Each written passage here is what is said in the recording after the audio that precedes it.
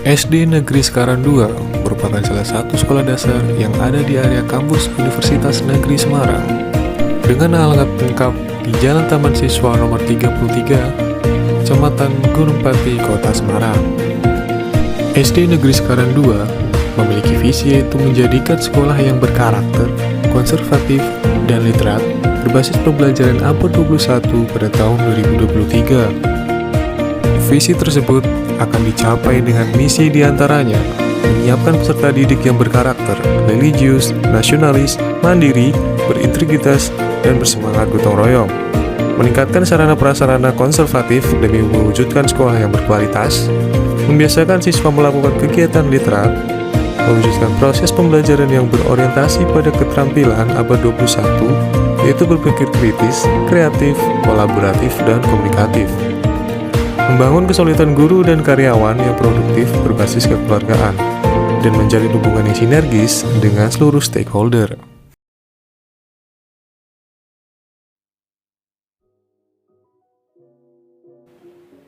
Assalamualaikum warahmatullahi wabarakatuh. Kami dari kelompok 11 akan memaparkan hasil wawancara di SD Negeri Sekaran 2 mengenai rencana kegiatan dan anggaran sekolah. Video ini kami buat untuk memenuhi nilai ujian akhir semester mata kuliah penganggaran. Kami dari kelompok 11 dengan anggota Abigail Ruth Elviana Saputri, Muhammad Nailul Fikri, dan Aditya Kurniawan Effendi melakukan observasi di SD Negeri Sekaran 2, namun dikarenakan tidak diperbolehkannya untuk merekam video ataupun merekord suara, maka dari itu dalam hasil wawancara kelompok kami akan menggunakan PowerPoint sebagai media untuk dibuat video guna memaparkan terkait hasil wawancara kami. SD Negeri Sekaran 2 adalah salah satu satuan pendidikan dengan jenjang sekolah dasar di Sekaran, Kecamatan Gunung Pati, Kota Semarang. Sekolah ini berada di naungan Kementerian Pendidikan dan Kebudayaan. SD Negeri Sekaran 2 beralamat di Jalan Taman Siswa nomor 33 Sekaran, Kecamatan Gunung Pati, Kota Semarang, Jawa Tengah. SD Negeri Sekaran 2 memiliki akreditasi A. Kepala Sekolah SD Negeri Sekaran 2 menjelaskan bahwa RKS merupakan rencana biaya dan pendanaan program atau kegiatan secara rinci untuk 1 tahun anggaran. Kemudian, RKS adalah gambaran umum rencana pengembangan sekolah 4 tahunan, dan RKS adalah jabaran rinci program sekolah tahunan yang disusun oleh sekolah untuk memenuhi SNP. RKS dan RKS merupakan satu kesatuan. Baik, yang selanjutnya adalah poin-poin hasil wawancara. Yang pertama, apakah SD Negeri Sekaran 2 memiliki rencana kegiatan dan anggaran sekolah atau RKS pada tahun 2021 dan 2022? Jawabannya adalah ya, SD Negeri Sekaran 2 memiliki RKAS. Pertanyaan kedua yang kami sampaikan kepada kepala sekolah yaitu kapan sekolah menyusun RKAS? Dan jawabannya adalah pada awal pergantian tahun ajaran baru. Untuk pertanyaan ketiga yaitu siapa saja yang terlibat dalam penyusunan RKAS? Kepala sekolah menyampaikan bahwa yang menyusun dalam RKAS adalah kepala sekolah, tenaga pendidik, tenaga kependidikan, komite sekolah, dan juga siswa. Kemudian pertanyaan yang keempat adalah bagaimana peran komite sekolah dalam penyusunan RKAS? Jawabannya yaitu komite sekolah berperan untuk memberi pertimbangan, kemudian pendukung, serta mengontrol dan menjadi mediator dalam penyusunan RKAS. Kemudian terkait mekanisme penyusunan RKS dan RKAS SD Negeri Sekaran 02. Rencana kerja tahun pertama dalam RKJM dijabarkan secara lebih rinci menjadi rencana kegiatan dan anggaran sekolah atau RKAS. Dalam RKAS ini dijabarkan pula sasaran-sasaran yang akan dicapai dalam tahun pelajaran tertentu. Untuk penyusunan RKAS diperlukan juga rincian pembiayaan, siapa yang bertanggung jawab, serta waktu pelaksanaannya.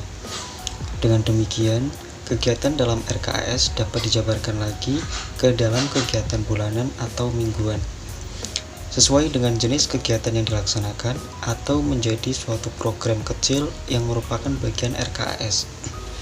Untuk masing-masing kegiatan yang seperti ini, sekolah harus menyusun rencana dan laporan khusus kegiatan yang akan menjadi lampiran dalam RKAS atau lampiran dalam surat pertanggungjawaban keuangan yang digunakan. Di dalam RKAS juga ditetapkan personil yang bertanggung jawab, sasaran dan hasil yang harus dicapai, waktu pelaksanaan, serta sumber dana yang direncanakan. Penentuan besaran biaya dapat mengacu kepada ketentuan kabupaten atau kota masing-masing atau ketentuan lain yang ditetapkan menurut harga pasar.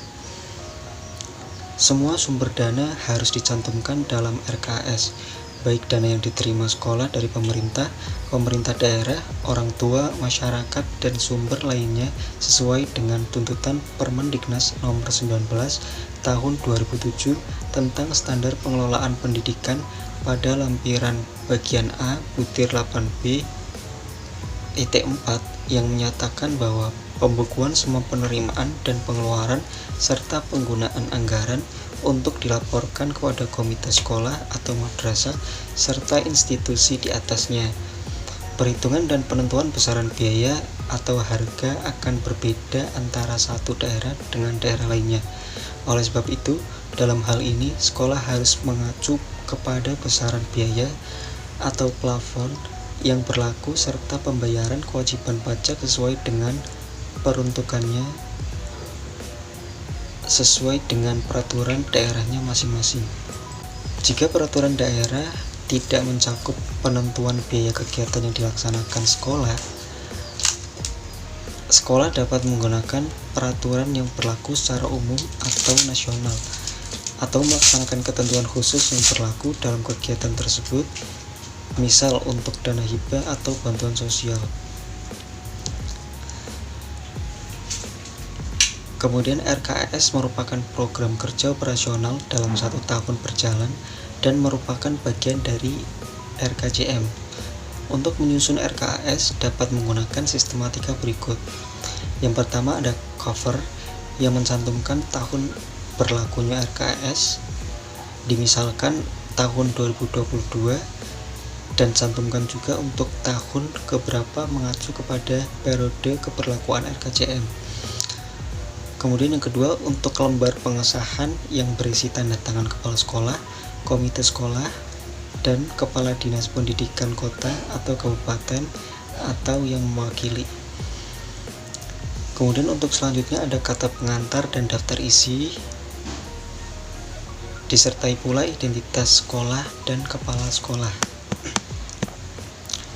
Untuk bab 1 pendahuluan memuat tentang yang pertama latar belakang yang menggambarkan alasan, baik alasan secara kebijakan ataupun alasan yang berdasarkan pengalaman, serta kebutuhan yang diperlukan sekolah. Kemudian ada visi misi dan tujuan sekolah dan sasaran yang ingin dicapai. Kemudian untuk isi dari bab 2 yaitu deskripsi hasil analisis konteks yang menggambarkan kesenjangan antara kondisi saat ini dengan kondisi yang ingin dicapai dalam kurun waktu 1 tahun. Kemudian untuk bab 3 rencana kegiatan dan anggaran sekolah untuk 1 tahun dengan substansinya yaitu aspek dan uraian kegiatan, tanggal pelaksanaan, unsur yang terlibat, tujuan kegiatan, hasil kegiatan, dan sumber dana. Kemudian yang terakhir itu ada bab 4 penutup dan lampiran-lampiran. Selanjutnya kita kembali ke poin-poin hasil wawancara. Pertanyaan yang ke-6, dari mana saja sumber-sumber pendapatan sekolah yang masuk dalam RKAS? Kepala SD Negeri Sekaran 2 mengatakan bahwa sumber dana hanya berasal dari BOS. Jumlah uang yang diterima per bulan yaitu sebesar 90.000 per siswa, sedangkan untuk jumlah murid di SD Sekaran 2 ada 217 siswa. Selanjutnya pertanyaan ke-7, khusus sumber pendapatan yang berasal dari BOS direncanakan digunakan untuk membiayai kegiatan apa saja dalam RKAS? Nah, untuk penggunaan dana BOS sendiri itu untuk membiayai kegiatan sesuai dengan petunjuk teknis penggunaan dana BOS yang sudah dibuat oleh sekolah. Kemudian yang kedelapan, adakah skala prioritas program kegiatan dalam mengalokasikan dana BOS? Untuk pengalokasian dana BOS-nya sendiri, prioritasnya telah dituangkan dalam Juknis BOS, yaitu dalam penggunaannya dalam 1 tahun ke depan. Selanjutnya yaitu adakah batas minimal atau batas maksimal alokasi dana BOS untuk masing-masing kegiatan. Untuk batas-batasnya sendiri sudah diatur atau mengikuti dalam Juknis BOS. Selanjutnya pertanyaan yang ke-10, siapa saja yang melakukan pengawasan terhadap penggunaan dana BOS di sekolah ini?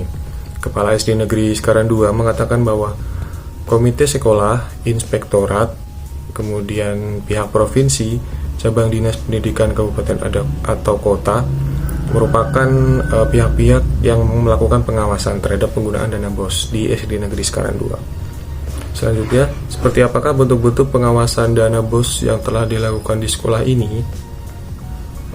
Bentuk-bentuk pengawasan sendiri ada pengarahan, kemudian ada pembinaan, ada masukan, dan ada perbaikan. Pertanyaan selanjutnya, bagaimanakah mekanisme pengawasan dana BOS di sekolah SD Negeri Sekaran 2? Untuk pengawasannya sendiri yaitu pengawasan internal sekolah yang dilakukan oleh pihak sekolah. Kemudian ada eksternal yaitu komite sekolah, kemudian cabang dinas pendidikan, dan inspektorat provinsi. Dan pertanyaan terakhir, kapan dana BOS harus dipertanggungjawabkan atau dilaporkan? Kepala SD Negeri Sekaran 2 mengatakan bahwa setiap akhir triwulan atau awal triwulan berikutnya, dana BOS harus dipertanggungjawabkan atau dilaporkan. Demikian hasil wawancara kami dengan pihak SD Negeri Sekaran 2. Mohon maaf atas keterbatasan yang terjadi. Kami dari kelompok 11 mengucapkan terima kasih atas perhatiannya. Sekian, wassalamualaikum warahmatullahi wabarakatuh.